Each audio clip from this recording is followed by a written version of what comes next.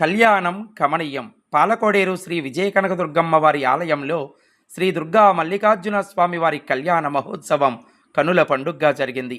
వివరాల్లోకి వెళితే పశ్చిమ గోదావరి జిల్లా పాలకోడేరు గ్రామం కొత్తపేట శ్రీ విజయ కనకదుర్గమ్మ వారి ఆలయం వద్ద సోమవారం సాయంత్రం దసరా మహోత్సవ వేడుకల్లో భాగంగా శ్రీ దుర్గా మల్లికార్జున స్వామి వారి దివ్య కళ్యాణ మహోత్సవం అత్యంత వైభవంగా బాణాసంచా కాల్పులు, సారే చీరలతో ఆలయ ప్రధానార్చకులు దుర్గమ్మ గుడి పంతులు గారు నిట్టా ధర్మేంద్ర పనిశర్మ గారి ఆధ్వర్యంలో దాతలు భక్తుల సహాయ సహకారంతో లోక కళ్యాణార్థం స్వామివారి దివ్య కళ్యాణ మహోత్సవం శ్రీ దుర్గా మల్లికార్జున స్వామి వార్ల దివ్య కళ్యాణ మహోత్సవం కనుల పండుగగా జరిగింది. ఈ కార్యక్రమంలో పెద్ద సంఖ్యలో భక్తులు, పరిసర గ్రామస్తులు, భవానీ దీక్షాపరులు పెద్ద సంఖ్యలో పాల్గొని శ్రీ దుర్గా మల్లికార్జున స్వామి వార్ల దివ్య కళ్యాణ మహోత్సవాన్ని కనులారా వీక్షించి తీర్థప్రసాదాలు స్వీకరించి తరించారు. అయితే వాటితో చేస్తున్నాం, అందంగా జరగాలి. శుభకార్యం అంటేనే అందంగా జరిగేది కదా, అలా అందంగా చేసుకుంటూ ఉన్నాం మనం. అసలు ఇవన్నీ ఎక్కడి నుంచి వచ్చాయి అని ఆలోచిస్తే పార్వతీ పరమేశ్వరుల కళ్యాణంలో మన పురాణాల్లో చరిత్రలో ఎప్పుడో చెప్పి ఉన్నారు. కళ్యాణము అంటే కళ్యాణ వేదిక ఇలా ఉండాలి, కళ్యాణ మూర్తులు అంటే వివాహం చేసుకునే పెళ్లి కొడుకు పెళ్లి కుమార్తె ఈ రకంగా అలంకారం